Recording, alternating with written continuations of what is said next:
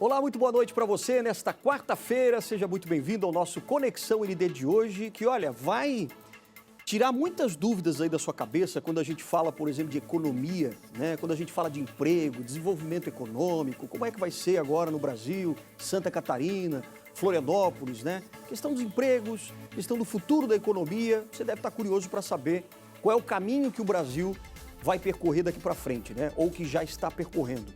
Então a gente convidou aqui praticamente um especialista nesse assunto, ele que já foi presidente da Associação Comercial e Industrial de Florianópolis durante 4 anos, foi também conselheiro dessa mesma instituição, hoje trabalha ainda como consultor de empresas, foi professor também de administração na escola, né, de administração daqui da UDESC, a ESAG.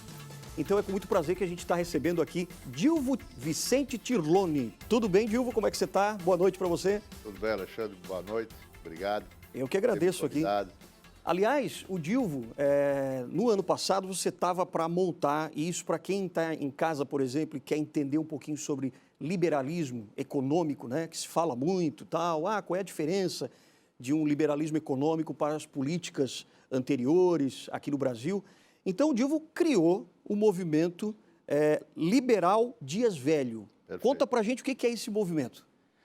Então, Alexandre, eu tinha já tentado alguma participação na política partidária, sim, mas não fui feliz. Uhum. Me candidatei a vereador, mas por 2 vezes, mas não me elegi. Uhum. Mas eu aprendi nesse ingresso partidário como eram ou como são feitos, ou como são debatidos os assuntos dentro dos partidos. E eu me surpreendi. Eu achava que os partidos continham os conteúdos, né, de liberalismo, do conservadorismo e até do socialismo, uhum, pelo outro lado. Mas percebi que a nossa cultura política ela é muito pobre. Os nossos políticos eles não têm uma formação política para entender como é que se lê a palavra e se entende a palavra liberalismo. Uhum. Então, em razão disso, eu resolvi montar o Instituto Liberal Dias Velhos. Em homenagem até... Em homenagem, né? O Dias Velho é uma homenagem ao fundador da cidade, não é? Uhum. E em razão disso, então, nós temos um portal hoje que está tudo esclarecido. Mas eu, aqui, para os teus telespectadores, eu queria dizer que há muita confusão, sim, quando se fala hoje em política. Se fala muito em direita, esquerda, centro, extrema-direita, extrema-esquerda. São todos conceitos absolutamente inadequados. Uhum. Não existe extrema-direita, extrema-esquerda, de centro. Existe socialismo de um lado e liberalismo do outro. Então, me dá uma definição já, por exemplo, de liberalismo. O que seria o liberalismo? Então, mais do que uma definição, eu vou te dar os pilares, certo, em que se sustenta a doutrina liberal.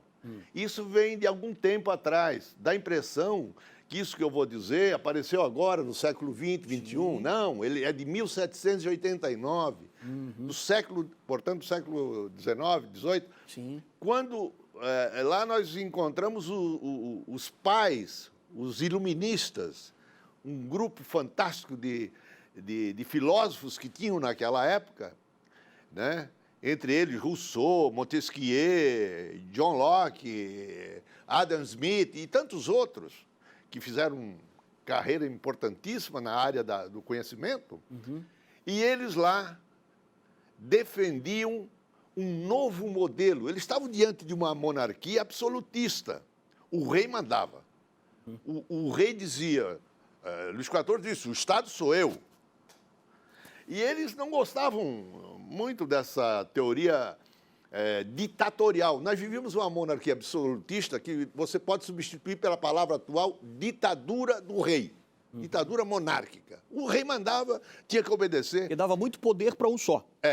Então, o John Locke, que é o pai, digamos assim, do liberalismo geral, ele conseguiu sintetizar em 5 pilares. E você que está em casa, está me ouvindo, pode levantar aqui a mão direita, olha para a minha mão direita, e aqui estão os 5 pilares do liberalismo. O primeiro grande pilar do liberalismo é a vida, a defesa da vida. Porque o rei dispunha da vida dos seus súditos na época. Então, os iluministas, primeiro, vamos defender a vida. Então, o liberalismo defende a vida. Depois nós podemos descer em vários aspectos na defesa do que é a vida, politicamente. O segundo grande aspecto, o segundo grande pilar, eram os direitos individuais e coletivos. Terceiro, o direito à propriedade. Porque naquela época não havia propriedade privada. Tudo era do reino, tudo era do rei. O rei concedia, mas a propriedade era do rei. Certo. O quarto grande pilar era a livre iniciativa. Por quê? O pessoal produzia, nessa época, a França já contava com 25 milhões de habitantes.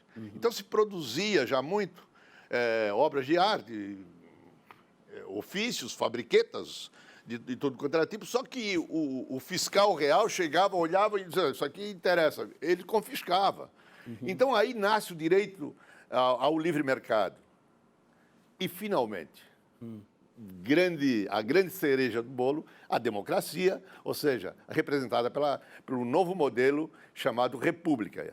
Eles queriam não a monarquia, eles queriam a república, que era baseada na democracia. O rei podia até reinar, mas não governar. Entendi. Então, os 5 pilares, recapitulando, você na mão direita, os 5 pilares. Vida, direitos individuais e coletivos. Sim.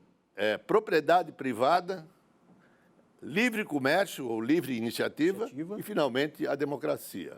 Só uma pergunta nessa questão. Quando a gente fala de livre iniciativa, quer dizer, de empreendedorismo, né? Desenvolvimento econômico e tal, e democracia, a gente vê que, de outro lado, e aí o senhor vai já poder também explicar um pouquinho a questão do socialismo, mas o socialismo, quer dizer, as ideias socialistas, elas falam muito também em democracia.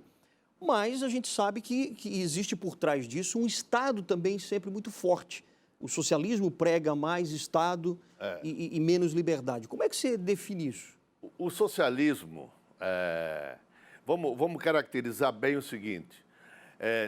Na mão direita eu falei nos 5, né? Se você olhar agora através de um espelho na tua mão, os 5 pilares contrários são socialistas. O socialista não tem apreço à vida. Em nome do socialismo se matou, se assassinou milhões de pessoas no mundo inteiro. Sim. Entende? Então, só na China acho que foram... Acho que no mundo inteiro, mais de 100 milhões, né? Mao e a turma dele lá foram mais de 70 milhões. Alguns de fome, mas alguns inimigos presos. E no total do mundo, mais de 100 milhões também. Na União Soviética, antiga União Soviética, hoje a Rússia, né? Mas na época chamava-se União das Repúblicas Socialistas Soviéticas, foram mais de 60 milhões. Stalin foi o maior assassino individual de todos os tempos. Quando Nikita Khrushchev, que o sucedeu, contou as tragédias cometidas, mas escondidas, pelo Stalin,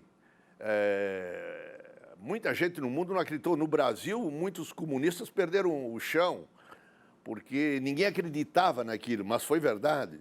Então, morreram mais de 60 milhões lá. E depois, se você verificar no Camboja, antigamente chamava-se Khmer Vermelho, Pol Pot, que foi um grande líder deles lá, mas comunista, ele trucidou 25% da população do país, que eram 8 milhões. Portanto, foram quase 2 milhões assassinados. E aí, Cuba, quantos cubas assassinou e metade de Cuba fugiu para Miami, e eu costumo dizer que a outra metade está presa lá na ilha ainda, até hoje. A Venezuela, recentemente, a Venezuela também, estamos passando por um problema seríssimo lá na Venezuela. A própria Argentina aqui do lado agora? Mas a Argentina ainda já estão começando a sair, né? Sim. Mas a Venezuela já saíram mais de 5 milhões de venezuelanos, 500 mil só para o Brasil. Por quê? Porque o regime não opera, não funciona, o socialismo não funciona. Então, quando Marx fez as suas teorias lá, ele rejeitou o que nós em economia chamamos de teoria dos preços, que é a essência do modelo capitalista. Ludwig von Mises falou muito bem disso, né? Ele defende justamente essa questão também, que ele prova o porquê que o socialismo não funciona. Mises, Hayek, Roberto Campos e tantos outros, Margaret Thatcher, né, a Dama de Ferro lá da Inglaterra, sim, mostram claramente que o socialismo na economia não funciona. Não funciona por uma razão simples. Ele rejeita a teoria dos preços, rejeita a oferta e a procura dos interesses particulares, né? Paulo Samuelson conta no livro dele, eu adoro o livro dele, porque ele é um professor extraordinário. Então ele mostra a chamada mão invisível, já que Adam Smith falava, mas ele mostra o seguinte: olha que coisa fantástica que é a teoria dos preços. Acho que ele fala na ilha de Manhattan, entra por dia e sai por dia milhões de carros, automóveis, e todos, notadamente pela madrugada, os caminhões entrando e saindo, sem que haja um CEO, sem que haja um diretor comandando isso tudo, mas o americano da ilha dorme tranquilo porque ele sabe que no dia seguinte todas as mercadorias que ele precisa estão à sua disposição. Quem faz isso? A chamada oferta e procura dos bens, que é onde se lastreia, onde se baseia a economia, a teoria dos preços. Então, ter esta dimensão, este conhecimento, é conhecer, é rejeitar a teoria socialista que prega a centralização dos preços, a economia planejada. Aí alguém vai poder dizer lá que está nos ouvindo, peraí, mas a China está funcionando. Bom, caso da China, é claro que os socialistas perceberam que a tal da economia planejada, centralizada, onde o burocrata de plantão ia dizer qual era a cor do teu terno, da tua camisa ou da tua calça, eles perceberam que isso não funciona. Então, o que fez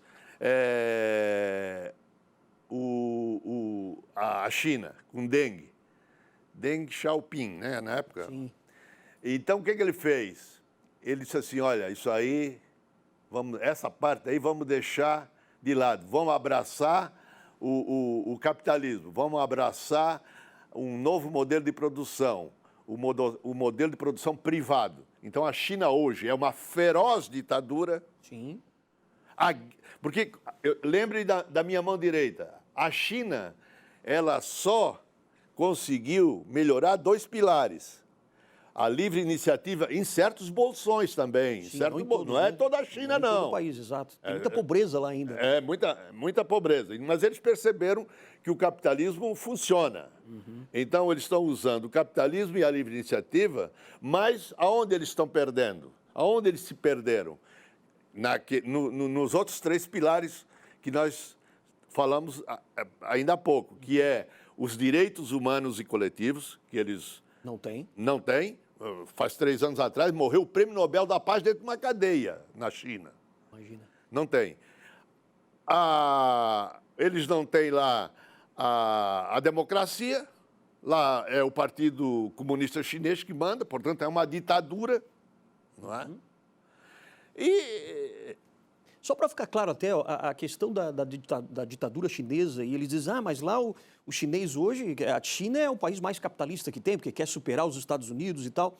A gente pode dizer que, politicamente, ela é uma ditadura comunista e, economicamente, viu e vislumbrou que, não, eu preciso de dinheiro. Porque não dá para sustentar esse Estado sem empresa. Virou o paraíso do capital, claro. Porque, veja o que acontece no Brasil. Para nós tirar uma licença ambiental, é uma tragédia.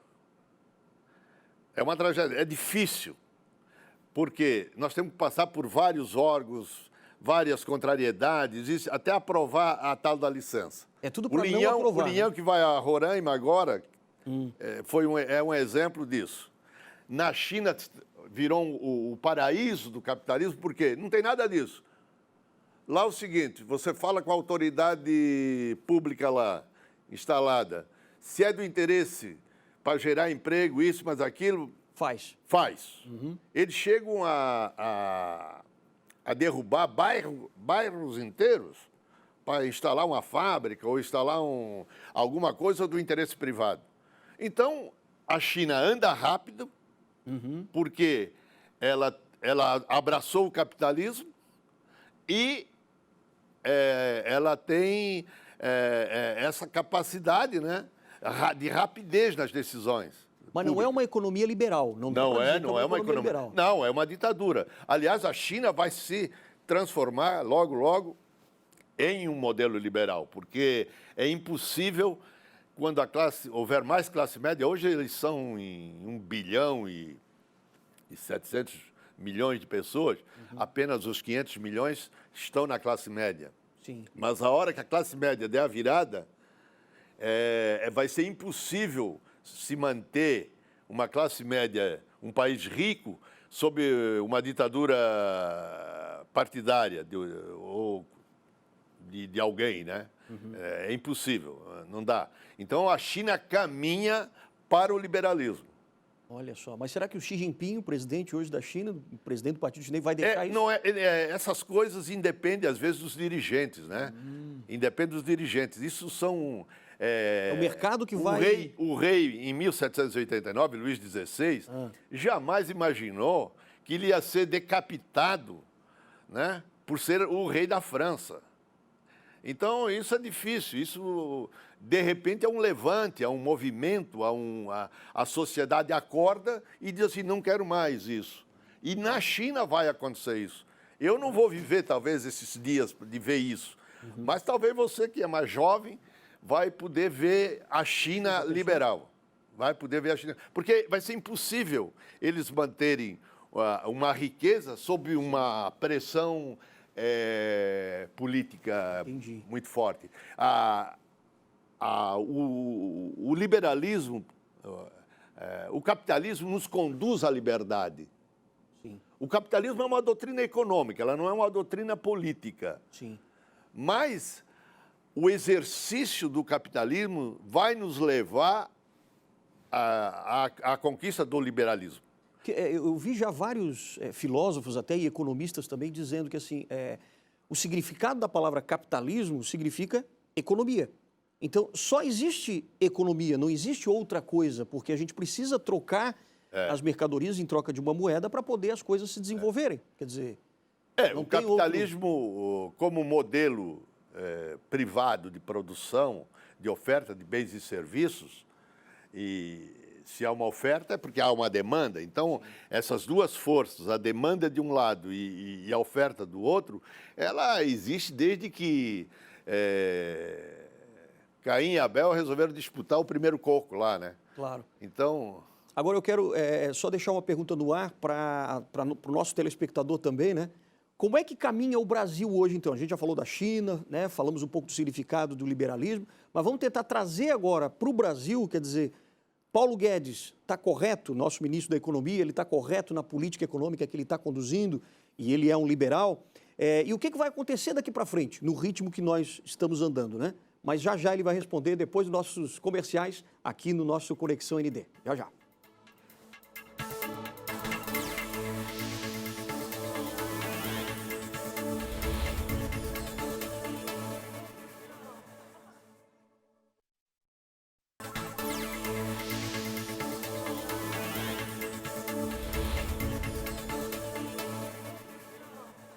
Pois é, hoje a gente está tendo um bate-papo aqui bastante profundo até sobre liberalismo econômico, né? E para onde é que vai o Brasil, já que o nosso ministro da Economia, Paulo Guedes, é um liberal, né? Ele que é da escola de Chicago, nos Estados Unidos, que é um berço praticamente do liberalismo, né?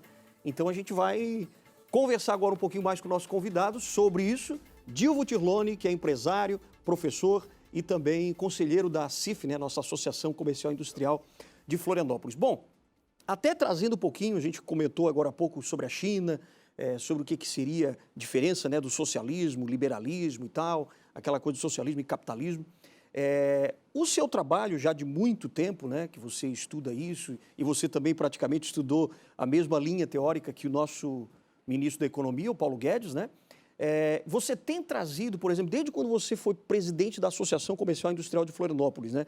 Se não me engano, 2005, 2006? 2005 a 2009. A 2009. Qual foi o teu grande trabalho que você tentou realmente abrir os olhos, por exemplo, até mesmo da nossa classe política, para essa economia liberal? Olha, quando eu cheguei na CIF, nós não debatíamos política.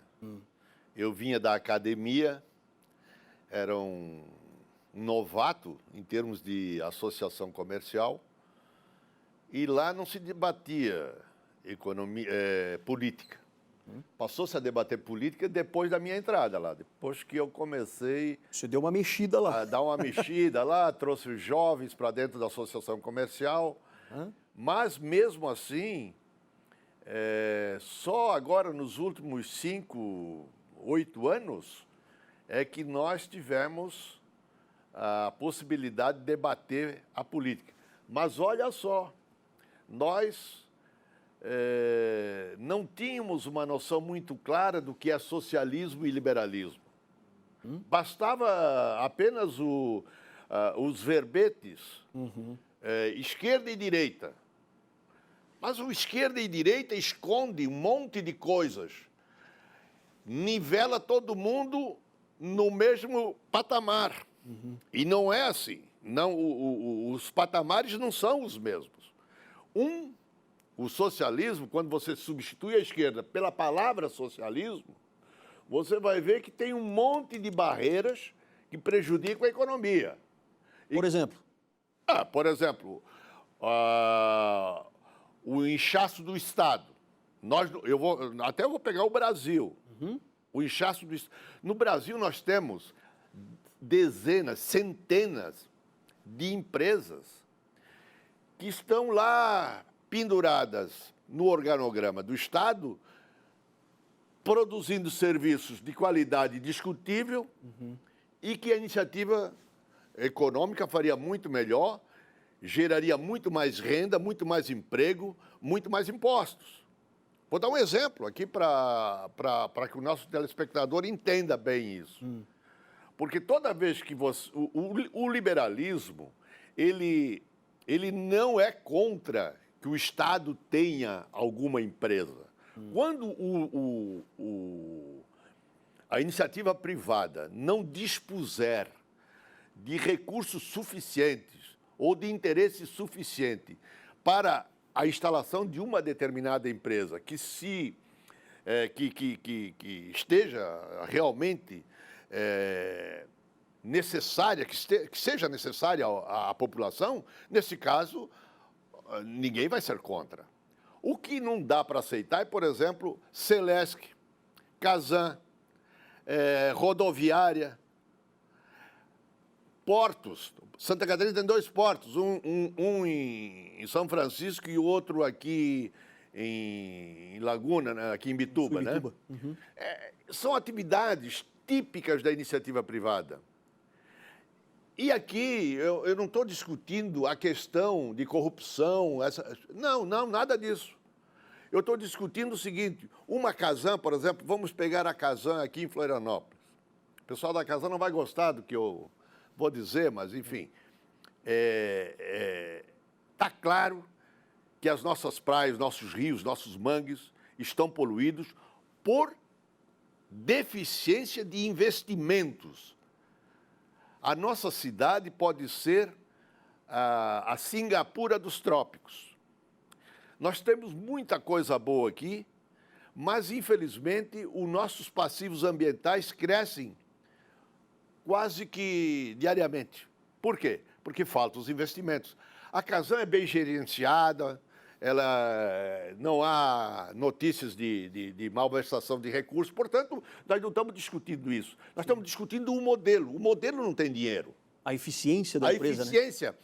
Né? O governador não vai botar lá 2, 3 bilhões de reais dentro da Casan para resolver o problema de Florianópolis e região. Mas eu, quando fui presidente da Associação Comercial, eu recebi várias pessoas, porque em 2007 venceu o contrato com a Casan aqui.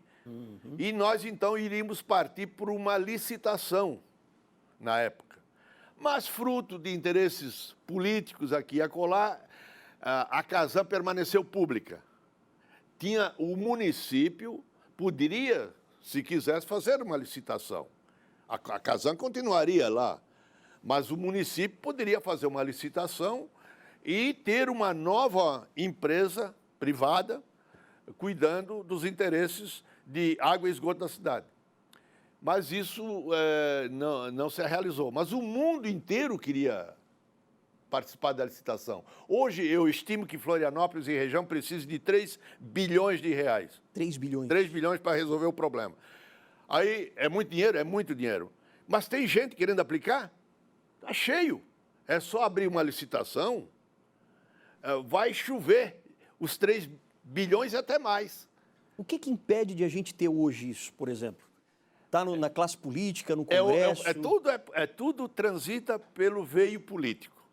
Por que eu costumo dizer que o Jean está fazendo uma administração ótima. Prefeito de Florianópolis aqui. Prefeito de Florianópolis, magistral. Mas o terno dele tem algumas manchas. O terno branco dele, de bom gestor, tem algumas manchas lá. Uma delas é a questão da água e do esgoto que ele não resolveu para a cidade. Não resolveu. E outro é o problema da CONCAP, que ele também não resolveu. Florianópolis, a hora que resolveu o problema do lixo e o problema da água e do esgoto, nós vamos ascender a uma cidade desenvolvida. Nós vamos atingir um IDH de países nórdicos, que são os primeiros nessa relação. Por quê? São os grandes problemas hoje de Florianópolis, essa questão, a questão ambiental. Não é? E isso passaria, então, pela privatização dessas empresas?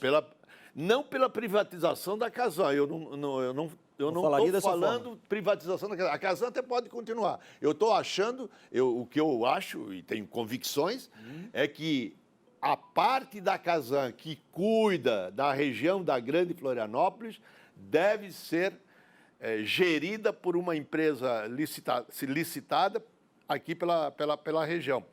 Podemos fazer um consórcio público entre os municípios de Florianópolis e os 5 da região metropolitana e fazer, então, uma empresa, licitar uma empresa. Sim. E a Casan continua gerenciando o resto do estado. Ela tem 195 municípios hoje. Se tirar aí uma meia dúzia, ela não vai... Claro. Não precisa fechar. Agora, Dil, vamos ampliar um pouco agora a discussão em torno desse liberalismo.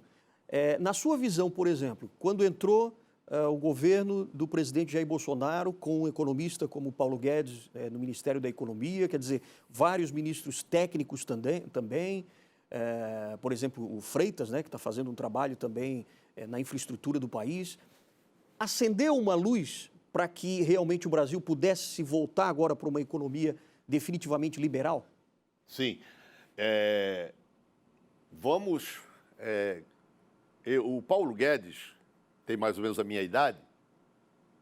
Ele estudou nos mesmos livros que eu estudei. Ele estudou Milton Friedman, ele estudou Paulo Samuelson, ele estudou Adam Smith, ele estudou todos esses livros que dão sustentação à boa economia. Certo. Então, quando o Paulo Guedes foi para o Ministério, eu achei uma maravilha. Mas no mercado, Brasil... né? O mercado todo se abriu, olhou com bons olhos, né? Sim, porque o Paulo Guedes, se eu fosse lá no lugar do Paulo Guedes, faria a mesma coisa que o Paulo Guedes. Se viesse o Milton Friedman, ressuscitasse lá, faria a mesma coisa. Entendi. Faria a mesma coisa. Paulo Samuel faria a mesma coisa. Ou seja, eles iam dizer o seguinte: vamos fazer uma reforma tributária, vamos inserir o imposto de movimentações financeiras, que é inacreditável que no Brasil nós não queiramos o IMF, que é uma nova base tributária. Tudo transita hoje, internet, portais, etc.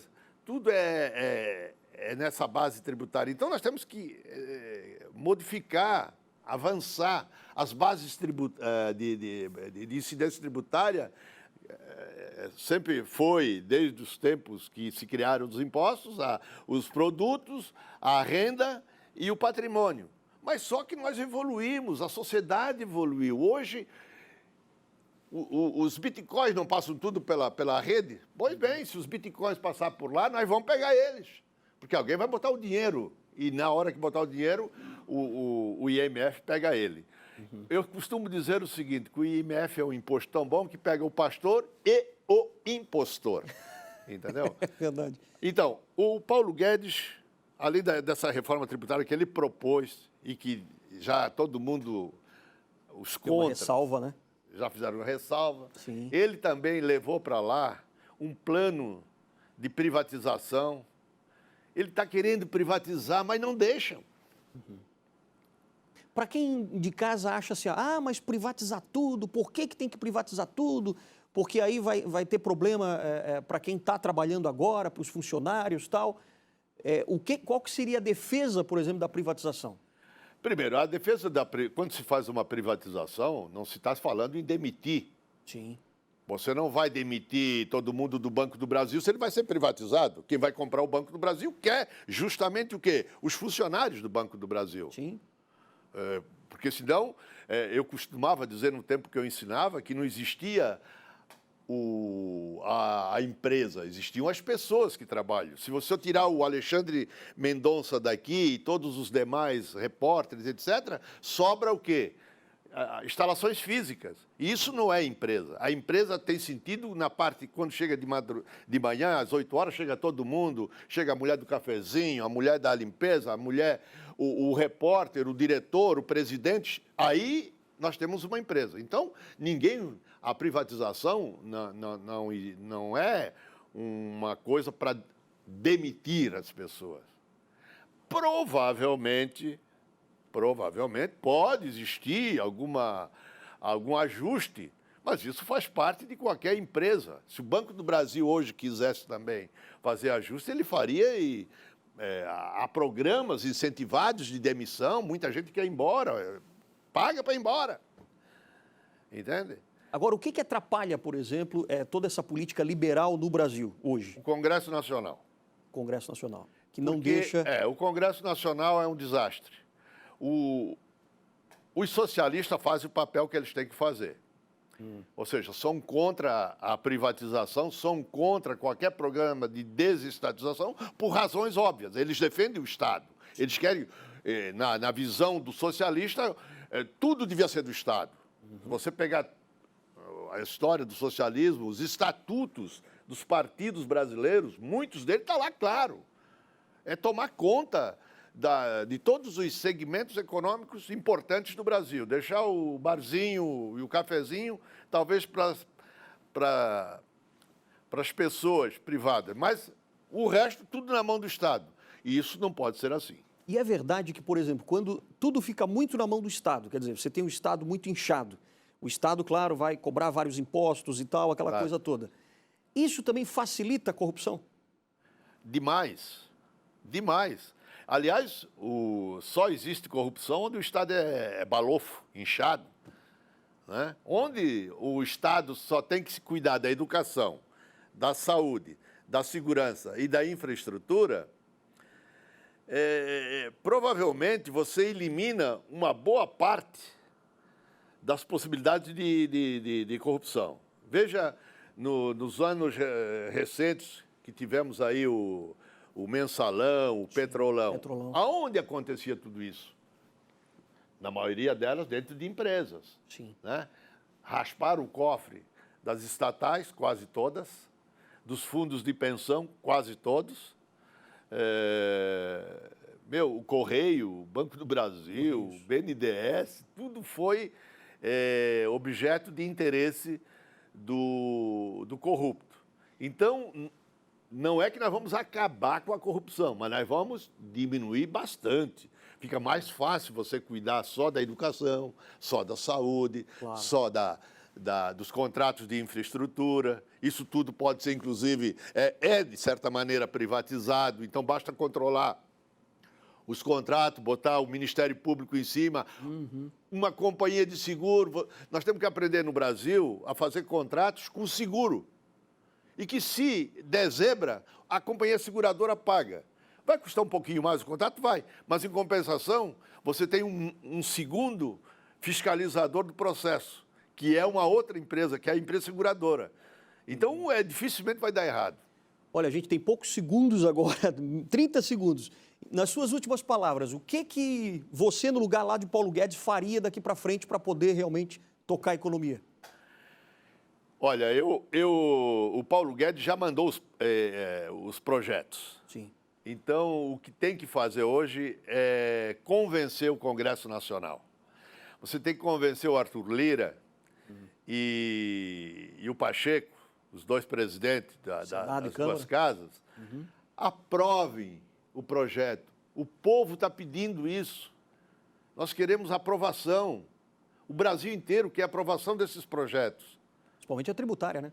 E a tributária. Sendo que a tributária, se é que talvez alguém vai ver e mande lá para o Congresso, por favor, senhores congressistas, insiram o imposto sobre movimentações financeiras. É uma oportunidade única. O Brasil, o mundo inteiro vai adotar esse imposto. O mundo inteiro vai adotar. É questão de tempo. Então, vamos sair na frente. Vai ser uma maravilha. Dilvo Tirlone, a gente poderia levar muito mais tempo com esse assunto, mas a gente convida você já para voltar numa outra oportunidade. Dilvo Tirlone, conselheiro aqui da Associação Comercial e Industrial de Florianópolis, muito obrigado. Ótima noite. Eu que agradeço. E ótima noite para você de casa também e até a próxima.